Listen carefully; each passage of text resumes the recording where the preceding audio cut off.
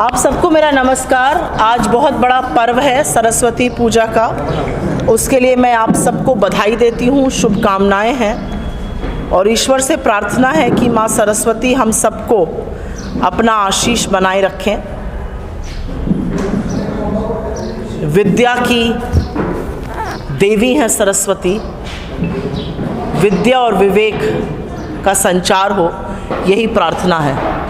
आज Valentine's day भी है और मुझे ऐसा लगता है कि इस देश को, इस दुनिया को, लोगों को प्यार की, मोहब्बत की बहुत ज़रूरत है और नफ़रत के बाज़ार में मोहब्बत की दुकानें खुलती रहें, यही हमारी अपेक्षा और आशा भी है। आज प्रेस वार्ता शुरू करने से पहले मैं पुलवामा में शहीद हुए उन 40 जांबाज़ों को कांग्रेस के इस मंच से, व्यक्तिगत अपने तौर से, अपने सहयोगियों के तौर से भावभीनी श्रद्धांजलि अर्पित करती हूँ और आशा करती हूँ कि ये देश सर्वदा उनका ऋणी, उनके सर्वोच्च बलिदान का ऋणी बना रहेगा।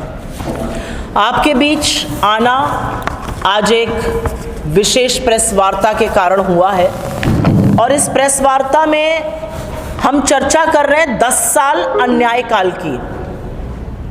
हम चर्चा कर रहे हैं कि कैसे इस देश ने हर तरह के अन्याय का दंश सहा है और 10 साल के बाद जब इस सरकार को अपना रिपोर्ट कार्ड दिखाकर नंबर मांगने थे तो सरकार अपने 10 साल का नहीं, उसके पहले वाले 10 साल का एक कच्चा चिट्ठा लेकर आई है। बच्चे को एग्जाम लिखने के लिए कहिए और बच्चा अपना पेपर ना दे, अपने से पहले वाले का पेपर लेकर आए, तो ये बहुत बड़ी विडंबना है और इसीलिए ज़रूरी है कि इनके कुछ बातों का, इनके झूठ का, इनकी विफलताओं का पर्दाफाश किया जाए।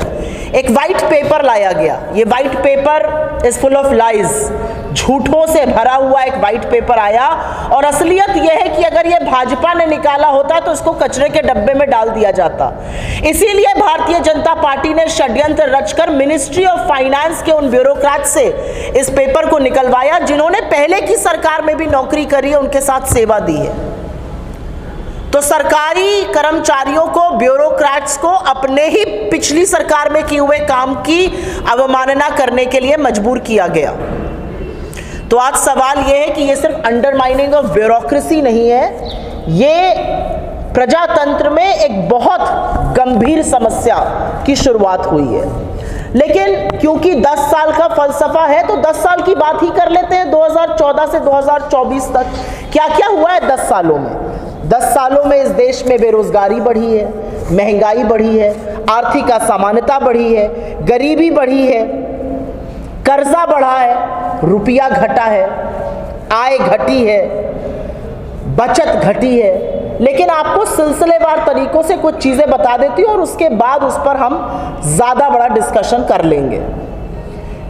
बहुत जद्दोजहद करी इस सरकार ने, आंकड़ों के साथ खूब खिलवाड़ किया गया, सीरीज को बदला गया, आंकड़ों के साथ जालसाजी करी, लेकिन उसके बावजूद भी 2004 से 14 के बीच में जीडीपी ग्रोथ रेट 6.7% पर इनकी 10 साल की 5.8% से कहीं ज़्यादा थी। हर जालसाजी के बावजूद, अगर जालसाजी ना हुई होती तो वो 7.5% से ऊपर थी। उपभोग घटा है, इनकम घटी है, कंजम्पशन घटा है। उपभोग का घटना दिक्कत तलब बात है क्योंकि हमारी जीडीपी का 60% हिस्सा उपभोग मतलब कंजम्पशन है। हाउस होल्ड सेविंग्स, भारत में सब लोग बचत जरूर करते हैं। 10 रुपए किसी की तनख्वाह होती है तो वो चाहता है कि 2 रुपए बचा ले। सेविंग्स का घटना ये दिखाता है कि कैसे लोगों के ऊपर महंगाई का, आर्थिक असमानता का, बेरोजगारी का कहर बरप रहा है। सेविंग्स आदमी तभी कोई अपनी टच करता है जब उसके पास हर महीने खर्चा करने को पैसा नहीं होता है। ये सब बेरोजगारी के कारण हो रहा है और बेरोजगारी की अगर आप दर सुन लीजिए, युवा बेरोजगारी की, तो चौंक जाइएगा क्योंकि युवा बेरोजगारी की दर 44% से ज्यादा है। सीएमआई का आंकड़ा, जिसको ये मानते ही नहीं है। आज देश का जो डेमोग्राफिक डिविडेंड था वो डेमोग्राफिक डिजास्टर बनने की कगार पर है। युवा बेरोजगारी सिर चढ़कर बोल रही है। रूरल वेजेस, गांवों में, छोटे शहरों में, कस्बों में उपभोग कम हो रहा है। लोग साबुन, तेल, मंजन, इस तरह की चीजें कम इस्तेमाल कर रहे हैं। ये एफएमसीजी गुड्स होते हैं। ये मानक होता है कि कंजम्पशन कैसे हो रहा है। लोगों के पास इतना पैसा ही नहीं है कि आज वो बिस्कुट, साबुन, तेल, मंजन, कंघी जैसी छोटी छोटी चीजों का इस्तेमाल कर सके। आप कंपनीज के सेल्स और प्रॉफिट्स देखिए, वो निरंतर घटते जा रहे हैं। मनरेगा, जिसको हमारी विफलताओं का पुलिंदा कहा, उसमें 15.5 करोड़ लोग नौकरी का आवेदन देते हैं। 100 दिन के बजाय 45 दिन का रोजगार मिल रहा है। और असलियत यह है कि सरकार को 26,000 करोड़ रुपए एक्स्ट्रा खर्चा करने पड़े इस साल। ये क्या दिखाता है कि रूरल क्षेत्र में डिमांड नहीं है, रोजगार नहीं है, और उसके चलते ऐसा हो रहा है। बड़ी बड़ी बातें करते हैं लोग। आप लोगों को बुला लीजिए टीवी चैनल पर और अखबारों पर, तो सारे उद्योगपति कहते हैं वाह जी वाह, क्या मोदी सरकार है, 10 में से 10। लेकिन निवेश करने को तैयार नहीं है ये लोग। जब इनसे कहा जाता है आप इन्वेस्ट क्यों नहीं कर रहे, तो ये बगले झांकने लगते हैं। और सिर्फ यही इन्वेस्ट नहीं कर रहे, सिर्फ डोमेस्टिक इंडस्ट्री इन्वेस्ट नहीं कर रही है, इवन फॉरेन डायरेक्ट इन्वेस्टमेंट लगातार घटता जा रहा है। फॉरेन डायरेक्ट इन्वेस्टमेंट 2024 वित्तीय वर्ष में 16 साल के सबसे निचले स्तर पर है। और इस सरकार को आपके बच्चों के भविष्य से, बेरोजगारों से, युवा से कोई मतलब नहीं है। जो 5%, 4.5% खर्चा होता था शिक्षा पर, उसको घटाकर 3% के नीचे ले आए। बजट में कृषि पर भी कम खर्चा है, स्वास्थ्य पर भी कम खर्चा है। तो इन सब चीजों का कच्चा चिट्ठा ही 10 साल का अन्याय काल है। और उसी अन्याय काल के खिलाफ राहुल जी ने बहुत बड़ी मुहिम छेड़ी है। मैं शुरुआत ग्रोथ से करूंगी और उसके पहले मैं 2 शब्द कृषि पर बोलना चाहती हूं। इस देश में आज हर घंटे एक किसान आत्महत्या कर रहा है, क्योंकि वो कर्जे के बोझ के तले दब गया है। उसको समझ में नहीं आ रहा है कि निजात कैसे मिले। सरकार बजाय कृषि पर ज्यादा खर्चा करने के, बजट के अनुपात लगातार कम हो रहा है। जो 4.9% होता था कृषि पर खर्चा, वो 2.6% हो गया है। सदन की, पार्लियामेंट की स्टैंडिंग कमेटी रिपोर्ट का कहना है कि 1 लाख करोड़ सरकार ने खर्च ही नहीं किए, ट्रेजरी को वापस कर दिए। एमएसपी पर कानून बनाना था, 2 साल 2 महीने 794 दिन हो गए किसानों को अपना आंदोलन वापस लिए, एमएसपी पर कोई कानून नहीं बना है। और फिर से किसानों के ऊपर आंसू गैस के बम गोले छोड़े जा रहे हैं, उनके खिलाफ सड़कों पर कीलें गाड़ी जा रही हैं, सीमेंट की चट्टानें बनाकर उनको रोका जा रहा है। उनको मवाली, गुंडा, आतंकवादी, नक्सलवादी कहने की प्रक्रिया फिर से शुरू हो गई है। और इसीलिए राहुल जी ने संकल्प लिया है कि हमारी सरकार बनेगी और ऐतिहासिक ऐलान है, हम किसान के साथ न्याय करेंगे, हम एमएसपी पर कानून लाएंगे और डॉक्टर स्वामीनाथन की जो रिपोर्ट है C2+, उस पर हम एमएसपी देंगे। इसके अतिरिक्त मैं कुछ बातें ग्रोथ पर करना चाहती हूं। 2004 से 14 के बीच में, जैसा कि मैंने आपको बताया, 6.7% ग्रोथ रेट थी। इनकी 1000 जालसाजी के बावजूद इनके 5.8% से ज्यादा है। असलियत यह है कि ये ठीकरा फोड़ते हैं कोरोना पर, लेकिन कोरोना का एक भी केस आने से पहले 2019 में ही हमारी जीडीपी की ग्रोथ दर आधी हो गई थी, 3.9%, और बेरोजगारी 45% से सबसे ऊपर थी। कोरोना का एक भी केस तब तक आया ही नहीं था। और ये क्यों हुआ था? क्योंकि सरकार ने तुगलकी फरमान से नोटबंदी लागू करी, सरकार ने औने पौने तरीके से जीएसटी लागू किया, औने पौने तरीके से रातों रात लॉकडाउन लगा दिया और अर्थव्यवस्था को चौपट कर दिया। और असलियत यह है कि आज भी हिंदुस्तान की अर्थव्यवस्था 6% से कम पर ग्रो हो रही है। बाकी दुनिया के सारे देश कोविड में हुए नुकसान से उबर चुके हैं, उनकी भरपाई हो चुकी है, हमारी नहीं हुई है। मैं दूसरी बात करना चाहती हूँ उपभोग की, जो कि मैंने आपको थोड़ा बहुत पहले बताया। और असलियत यह है कि उपभोग मात्र 3% पर ग्रो हो रहा है पिछले 5 साल में। उपभोग हमारी जीडीपी का 60% है। और छोटे शहरों में, जैसा कि मैंने आपको बताया, लोग साबुन, तेल, मंजन, कंघी भी नहीं इस्तेमाल कर पा रहे हैं। इसमें भी अगर आप डेटा देखिएगा तो ये अमीरों और सूट-बूट की सरकार है। पैसेंजर व्हीकल सेल, कार की तो जो सेल हो रही है वो 4.5% से ऊपर है 10 साल में। लेकिन टू व्हीलर, मोटरसाइकिल, स्कूटर जो मध्यम वर्ग, निम्न मध्यम वर्ग, गरीब आदमी खरीदता है, उसकी ग्रोथ मात्र 0.7% है, 1% से कम। ये ग्रोथ रेट 9% होती थी 2004 से 14 के बीच में। तो जब हम कहते हैं कि ये अमीरों की और सूट बूट की सरकार है, तो आंकड़े और इन्हीं के आंकड़े दिखाकर कहते हैं। बात करनी जरूरी है बेरोजगारी की, क्योंकि जो दुनिया का सबसे युवा देश है, जिसमें सबसे ज्यादा 60% लोग नौकरी के उम्र के हैं, 35 वर्ष से कम आयु के हैं, वहां पर बेरोजगारी की जो दर है वो त्रासदी है। It is a ticking time bomb. और ये मैं इसलिए कह रही हूं क्योंकि किसी भी विकसित देश में, किसी भी विकासशील देश में कृषि की जो नौकरी होती है, जो एग्रीकल्चर एम्प्लॉयमेंट होता है, वो कम होता जाता है, मैन्युफैक्चरिंग और सर्विसेज बढ़ता जाता है। इस सरकार के शासनकाल में मैन्युफैक्चरिंग और सर्विसेज की नौकरियां कम हुई हैं। लोग मजबूर हैं कृषि की नौकरी करने के लिए, चाहे वो कृषि में मजदूरी हो या खेती का काम हो। लोग मजबूर हैं, लोग विवश हैं खेती का काम करने के लिए, क्योंकि असलियत ये है कि मैन्युफैक्चरिंग और सर्विसेज की नौकरियां घट रही हैं। मैन्युफैक्चरिंग हमारे शासनकाल में 17% होता था जीडीपी का, आज वो 14% है। मात्र 5.9% से 10 साल में मैन्युफैक्चरिंग बढ़ा है, और ये बहुत बड़ी त्रासदी है। 12.6% लोग मैन्युफैक्चरिंग में काम करते थे हमारे शासनकाल में, अब महज 11.5% कर रहे हैं। सबसे बड़ी दिक्कत है युवा बेरोजगारी, जो 25 साल तक का युवा बेरोजगार है। हमारे शासनकाल में युवा बेरोजगारी की 10 साल में दर औसतन 17% रही, वो बढ़कर 25% हो गई, लेकिन सरकार के कान पर जूं नहीं रेंग रही है। सरकार को कोई फर्क नहीं पड़ता है कि 45 साल के सबसे ऊंचे स्तर पर बेरोजगारी पहुंच गई है। सरकार कहती है पकौड़े तल लो। तो पलटकर पूछना चाहिए कि पकौड़ा तलने वाला जो तेल था वो 90 पर मिलता था, उसको 220 पर आपने कर दिया। जो पकौड़ा तलने वाली गैस थी 400 पर थी, उसको 1000 के पास पहुंचा दिया। पकौड़ा तले तो कैसे तले, आटे और दही पर जीएसटी आपने लगा दिया, पढ़ाई से दवाई तक जीएसटी आपने लगाया। रूरल वेजेस, ये बात करनी जरूरी है कि गांवों में आय कैसे बढ़ रही है।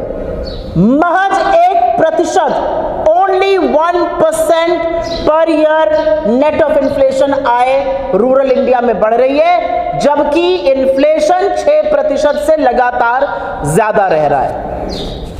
और जुमला वीरों की सरकार की तारीफ तो बहुत लोग करते हैं, क्योंकि नहीं करेंगे तो ईडी, सीबीआई, इनकम टैक्स आपके घर आ जाएगी। लेकिन उन जुमला वीरों से अगर आप पूछिए कि जो लोग आपकी तारीफ कर रहे हैं, वो आपकी पॉलिसीज को, आपकी नीतियों को सुनकर निवेश क्यों नहीं कर रहे हैं। कॉर्पोरेट इंडिया का जो निवेश होता है वो ग्रॉस फिक्स्ड कैपिटल फॉर्मेशन कहा जाता है, वो लगातार घट रहा है। वो यूपीए के 2014 के लेवल से भी नीचे है अभी। क्यों है ऐसा? एफडीआई क्यों नहीं देश में आ रहा है? जो बड़ी कंपनीज होती हैं, जो आकर इन्वेस्ट करती हैं, वो क्यों नहीं आकर इन्वेस्ट कर रही हैं?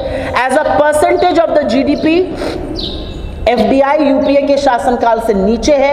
As a percentage of our economy FDI 16 साल के निचले स्तर पर है। और असलियत यह है कि सरकार कहेगी दुनिया भर में एफडीआई कम हो गया है। दुनिया भर में एफडीआई जरूर कम हो गया होगा, लेकिन भारत का उस एफडीआई में हिस्सा और जबरदस्त तरीके से कम हुआ है। So India share in the global FDI has consistently fallen. नौकरी की बात करते हैं, एफडीआई की बात करते हैं। नौकरी कौन बनाता है? क्या नौकरी जो सरकार के प्रिय धन्ना सेठ हैं, जो बड़े बड़े उद्योगपति हैं, वो बनाते हैं? नहीं, वो स्टॉक मार्केट बढ़ाकर अपना पैसा बनाते हैं। नौकरी छोटे, लघु, मध्यम उद्योग बनाते हैं, जिनको एमएसएमई कहा जाता है। लेकिन पिछले 4 सालों में 33,000 एमएसएमई बंद हो गए, सरकार को फर्क ही नहीं पड़ रहा है। पिछले 5 सालों में करीब जो एमएसएमई रजिस्टर हुए 99% उसमें से सूक्ष्म एमएसएमई है, सबसे छोटे। मीडियम और स्मॉल तो रजिस्टर ही नहीं हो रहे हैं। और सबसे बड़ी पते की बात यह है कि सरकार से अगर सवाल पूछिए तो सरकार कहती है एमएसएमई को हम लोन दे रहे हैं। कितना लोन दे रहे हैं आप एमएसएमई को? एवरेज लोन एमएसएमई को 25,000 का दिया गया शिशु के अंतर्गत, शिशु स्कीम के अंतर्गत। आपको 25,000 रुपए हम देते हैं और कहते हैं कि कोई धंधा शुरू करिए और उसको सस्टेन करिए। तो ये व्यापार का भी माहौल बनाना जैसा काम है। दो बातें और कह के मैं अपनी बात समाप्त करूंगी, और वो है कर्जा। आपके ऊपर, आपके बच्चों के ऊपर, अगर आपका कोई नवजात शिशु है तो उसके ऊपर भी 1,13,000 का कर्जा इस सरकार ने कर दिया है। 2014 में जब हमने इनको कमान सौंपी थी तो इस देश पर 73 लाख करोड़ का कर्जा था, 58 लाख करोड़ का कर्जा था। आज वो कर्जा बढ़कर 173 लाख करोड़ हो गया है। कहां 58 लाख करोड़, कहां 173 लाख करोड़। पर वो कर्जा कहां गया? उससे रोजगार क्यों नहीं बने? उससे निवेश क्यों नहीं हुआ? किसने खाया वो कर्जा? ये सरकार बड़ी बड़ी बातें करती है और इन्हीं के आंकड़ों से अभी इनके झूठ को साबित कर देती हूं। जीडीपी ग्रोथ रेट हमारे टाइम पर 6.7%, इनके 10 वर्षों में 5.9%। फिस्कल डेफिसिट 2014 में 4.5%, अभी 5.8%। कर्जा मैंने बोला 58 लाख करोड़ 2014 में, 2024 में 173 lakh crore. Debt to GDP, कर्जे का जीडीपी पे अनुपात 2014 में 67%, अभी 82%। Household saving as percentage of GDP 23% 2014 में, 19%, घटता जा रहा है बचत। रूरल फार्म वेजेस की ग्रोथ 2014 में 4.1%, अभी 1%। एनपीए, पब्लिक सेक्टर बैंक का एनपीए 8 लाख करोड़ 2014 में, 2004 से 2014 के बीच में 8 लाख करोड़, 2014 से 24 के बीच में 55 lakh crore. Bank right of, loan माफी जो करी गई 4 से 14 के बीच में 2.2 लाख करोड़ और अब 14.5 लाख करोड़। हेल्थ पर खर्चा होता था 2014 में 1.7%, उसको घटा दिया गया। एजुकेशन पर खर्चा होता था 4.6%, उसको घटाकर 2.9% कर दिया गया। एक्सपोर्ट्स 17% अनुपात होता था जीडीपी का, वो अब 13% रह गया है। मैन्युफैक्चरिंग 17% था, वो 14% रह गया है। रुपया 61 पर दिया था, 83 पर पहुंचा दिया है। पेट्रोल की कीमत 71 थी, आज 100 के पास है। डीजल 57 पे मिलता था, आज 90 पर मिलता है। एलपीजी का सिलेंडर 414 का था, 1000 रुपए पार करा दिया गया है। और सबसे बड़ा फिगर है, सेंट्रल गवर्नमेंट में काम करने वाले लोगों की संख्या 33,28,027 थी, 33.28 लाख, उसको घटाकर 31,67,143 कर दी गई है। बड़े बड़े जुमले हैं। सरकार कहती है हमने नौकरी बनाई है, 2 करोड़ रोजगार देना था हर साल। 2,60,000 नौकरी आईटी कंपनीज ने घटाई है 2023 में, इसका कोई जवाब नहीं है। बोलते थे 15 लाख करोड़ आएगा, जुमला था 15 लाख लाएंगे हर अकाउंट में, पता नहीं आप में से किसके आया। लेकिन बड़े बड़े लोग चोरी करके चंपत चूना लगाकर भाग गए इस देश से। वो नीरव मोदी हो, मेहुल चौकसी हो, विजय माल्या हो, संजय सारा हो, जैन हो, तमाम ऐसे लोग जिनको ये सरकार 10 साल में एक आदमी को वापस नहीं ला पाई।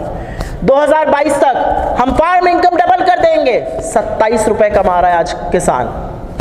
कहते तो रूरल वेजेस बढ़ाएंगे, 1% ग्रोथ हो रही है उसमें। 25 करोड़ लोगों को गरीबी की सीमा रेखा से हमने निकाला। क्या जुमला लेकर आए हैं। अच्छा, इसकी पुष्टि किसने करी? आप ही के नीति आयोग ने अपनी ही रिपोर्ट बनाई, अपनी ही पीठ थापी, अपने ही मानक बदल दिए। क्या आईएमएफ ने, क्या वर्ल्ड बैंक ने, क्या यूएनडीपी ने इसकी पुष्टि करी? हमने 27 करोड़ लोग जब गरीबी की सीमा रेखा से निकाले थे तो आईएमएफ और वर्ल्ड बैंक ने इसकी पुष्टि करी थी। और अगर 25 करोड़ लोग निकाले तो 80 करोड़ को मुफ्त का अनाज क्यों देना पड़ रहा है? अगर आप मुफ्त का अनाज ना दीजिए तो मेरे देश को आप इस कगार पर ले आए हैं कि लोग भूखमरी से मर जाएंगे।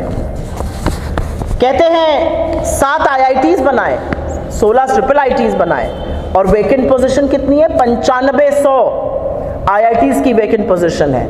एम्स में 3,500 रिक्त पड़े हुए हैं। बहुत सारी ऐसी चीजें हैं जिसमें बहुत बड़े बड़े जुमले बोले गए। 5-6 जुमले आपके सामने बोल देती हूं जिससे कि याद ताजा हो जाए। 2 करोड़ सालाना रोजगार, 15 लाख हर बैंक अकाउंट में, सारा काला धन वापस लाएंगे। पेट्रोल और डीजल 35 रुपए लीटर पे बिकेगा। रुपया और डॉलर का दाम एक हो जाएगा। 2022 तक किसान की आय दोगुनी हो जाएगी। 2022 तक हम 5 ट्रिलियन की इकोनॉमी बन जाएंगे। हर सिर पर छत होगी 2022 तक, और 100 स्मार्ट सिटी बन जाएंगी 2022 तक। 2022 का तो नहीं पता, 2024 आ गया, और इन जुमलों की हकीकत ये है कि ये बड़ी बड़ी बयानबाजी और हवाबाजी के अलावा और कुछ नहीं है। आपके सवालों का मैं स्वागत करती हूँ, लेकिन यही 10 साल का न्याय काल है, इसी का कच्चा चिट्ठा खोलना है, क्योंकि सरकार ने जो काम किया है वो झूठ और मनगढ़ंत बातें बोली हैं। और मैं इस मंच से चुनौती देती हूँ इस सरकार को, इस सरकार के मुलाजिमों को, इस सरकार के मंत्रियों को, खास तौर से वित्त मंत्री निर्मला सीतारमण को। मैंने आपके साथ एक टेबल साझा करी, अभी आप लोगों को ये दे देंगे। ऐसी एक टेबल अगर हैसियत है और हिम्मत है तो इन्हीं मानकों पर आप लेकर आइए, लेकिन आप ला नहीं पाएंगे, क्योंकि आपके झूठ का कच्चा चिट्ठा पूरा देश जानता है। बहुत धन्यवाद, आपके सवालों का स्वागत है। Your questions are welcome.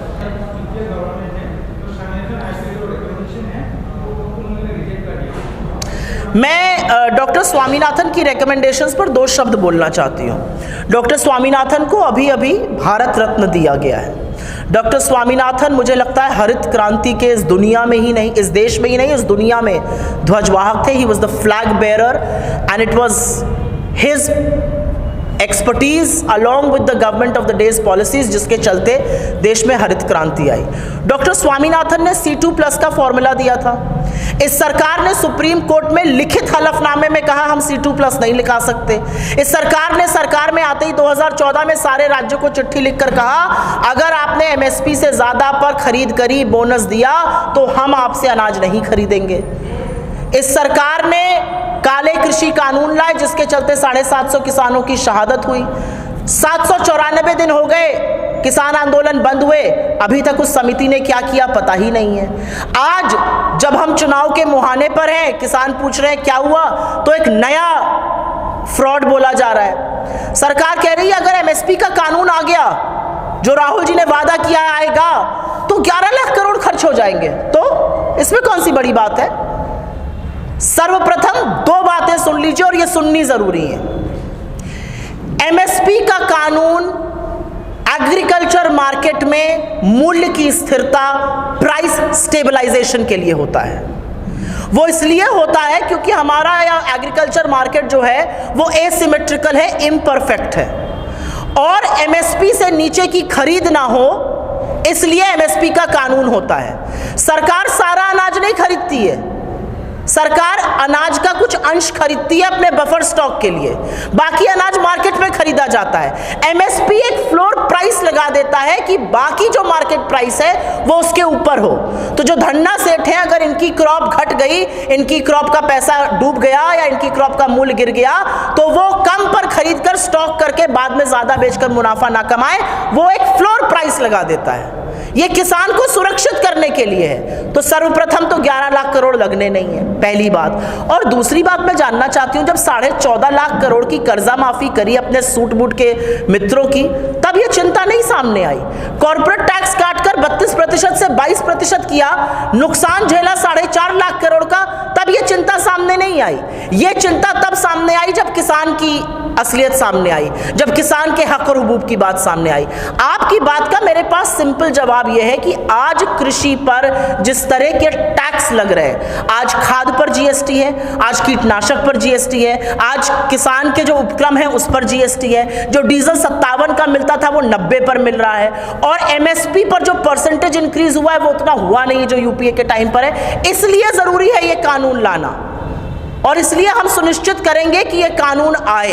ये सरकार लाएगी या नहीं लाएगी, हमें इस पर कोई विश्वास नहीं है। आज भी किसान अपने हक की जब लड़ाई लड़ रहे हैं, तो इस सरकार ने सड़कें खोदकर उस पर कीले बिछाने का काम किया है। आंसू गैस और बम के गोले फेंके जा रहे हैं किसानों पर, किसानों को नक्सलवादी और आतंकवादी कहा जा रहा है। और स्वामीनाथन जी की बेटी ने जिस समारोह में उनकी वाहवाही हो रही थी भारत रत्न के लिए, उनकी बेटी जो एक बहुत प्रखर इकोनॉमिस्ट हैं, डॉक्टर मधुरा स्वामीनाथन, उन्होंने कहा है ये किसान है, ये क्रिमिनल नहीं है, इनसे बात कीजिए, इनको साथ लेकर चलिए, इनके खिलाफ जेल मत बनाइए, इनके खिलाफ षड्यंत्र मत रचिए। तो सरकार हमारी ना सुने, किसी की ना सुने, जिनको भारत रत्न दिया है उनकी जो इतनी प्रखर इकोनॉमिस्ट बेटी हैं उन्हीं की बात सुन ले। 70 साल का हिसाब, और 70 साल तो एक गलत फिगर बोलते हैं, या तो वाजपेयी को अपना नहीं मानते, मुझे नहीं पता। 70 साल का हिसाब वो आदमी मांग रहा है जो 7 साल अपने बनाए हुए नोट नहीं चला पाया।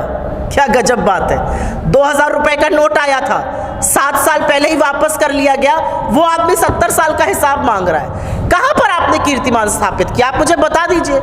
बेरोजगारी यूपीए से ज्यादा है, महंगाई यूपीए से ज्यादा है, पेट्रोल यूपीए से ज्यादा है, कृषि की स्थिति यूपीए से बदतर है, आय यूपीए से कम है। तो कहां पर आपने कीर्तिमान स्थापित किया है? आपने एक बहुत बड़ा कीर्तिमान स्थापित किया और वही आपका सबसे बड़ी उपलब्धि है। आपने इस दुनिया की सबसे बड़ी fake news factory WhatsApp news university इस देश में शुरू की है, अन्यथा आपने कुछ नहीं किया है। आज जब बेरोजगार सड़क पर अपने हक की बात करता है उसको लाठियों से मारा जाता है। हरियाणा की पुलिस कैमरे पर कह रही है इस बार किसानों को लाठियों से नहीं मारना है, उनको खोदना है। ये पुलिस है आपकी, ये प्रशासन है आपका। 750 किसानों की शहादत हो गई, प्रधानमंत्री कहते हैं मेरे लिए थोड़ी मरे। आप इस देश के चुने हुए प्रधानमंत्री हैं, थोड़ी तो संवेदनशीलता दिखाइए।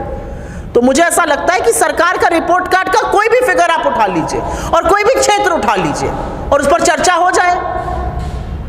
असल बात यह है कि सरकार जो है वो भ्रमित करने वाले आंकड़े और फैक्ट्स बोलती है, और दिक्कत की बात यह, और दुख के साथ कहना पड़ता है क्योंकि मैं आप ही के बीच से आई हूं, अधिकांश मीडिया जो है वो उस पर बिना ध्यान लगाए, बिना दिमाग लगाए उसको चीख चीख के गला फाड़ फाड़ के प्रचारित करने लगता है। मैंने छोटा सा एग्जाम्पल दिया, कल व्हाट्सएप पर एक खर्रा आया था साहब के यहाँ से कि 11 लाख करोड़ खर्चा हो जाएंगे एमएसपी पर। जितने भी डिबेट हुए सब में ये फिगर कोट किया गया। क्या किसी एंकर ने, क्या किसी एडिटर ने अपना दिमाग लगाया कि कहां से 11 लाख करोड़ खर्चा हो जाएंगे? क्या सरकार सारा अन्न खरीद लेती है? क्या एमएसपी क्या है? किसी ने अपना दिमाग लगाने की नहीं सोची। तो जब मीडिया के अधिकांश साथी जो एक नैरेटिव बिल्डिंग का काम करते हैं, मैं आप लोगों की बात नहीं कर रही हूं, आपके जो वरिष्ठ सहयोगी स्टूडियो में बैठकर राष्ट्र के नाम संदेश देते हैं उनकी बात कर रही हूं, जब वो अपना दिमाग गिरवी रखकर और पूरी तरह से सरकार का चरण वंदन करते हैं तो इस तरह की बातें होती हैं। आपसे मैं चुनौती से कह रही हूं, इस सरकार से 2 दिन लगातार सारे टीवी चैनल महंगाई और बेरोजगारी पर शो कर ले। अगर ये सरकार भाग ना खड़ी हो तो आप मेरा नाम बदल दीजिएगा, कोई सवाल ही नहीं करता सरकार से। दो ऐसे कांग्रेस के नेता समर्थन कर रहे हैं कि बीजेपी हिमंत बिस्वा शर्मा के नेतृत्व में बहुत बड़ा अच्छा काम हो रहा है। इस उनके 2 नेता भी हैं। मेरा अपना मानना है कि असम के मुख्यमंत्री ने एक चुने हुए मुख्यमंत्री होने के बावजूद अपने पद की गरिमा को जो गिराने का काम किया है वो शायद इस देश के किसी मुख्यमंत्री ने नहीं किया है। उनके खिलाफ भ्रष्टाचार के जो मामले हैं उनको हम ऐसे ही नहीं कहते कि वो देश के सबसे भ्रष्ट मुख्यमंत्री हैं। असलियत यह है कि हेमंत बिस्वा शर्मा की पुलिस निरंकुश तरीके से लोगों को डराती और धमकाती है। असलियत यह है कि राहुल गांधी जी की जब भारत जोड़ो न्याय यात्रा यहाँ पर आई तो वो इस कदर डर गए कि उन्होंने उन सड़कों पर भी उनको नहीं चलने दिया जहां पर जेपी नड्डा ने शो किया और उसके बाद मोदी जी ने शो किया। असलियत यह है कि हेमंत बिस्वा शर्मा इतनी बेसिर पैर की बातें करते हैं कि उनकी कुछ बातों का जवाब देना भी हम ज़रूरी नहीं समझते हैं। और असलियत यह भी है कि आज की तारीख में विपक्ष की राजनीति करना मुश्किल ही नहीं, बहुत कलेजा चाहिए उसके लिए, क्योंकि आपके खिलाफ ईडी, आपके खिलाफ सीबीआई, आपके खिलाफ इनकम टैक्स, आपके खिलाफ दुष्प्रचार, हर तरह की बातें की जाएंगी और हर तरह का हथकंडा हेमंत बिस्वा शर्मा जैसे लोग अपनाते हैं। तो मेरा मानना है कि जो कांग्रेस में रहकर राहुल जी के साथ लड़ाई करता है, जो उनके साथ मिलकर इस महासंग्राम और युद्ध को लड़ रहा है, उसको कलेजा चाहिए, उसको दम चाहिए। अगर आपके अंदर लेश मात्र भी डर है तो शायद आप ये लड़ाई लड़ ही नहीं सकते हैं। Thank you very much.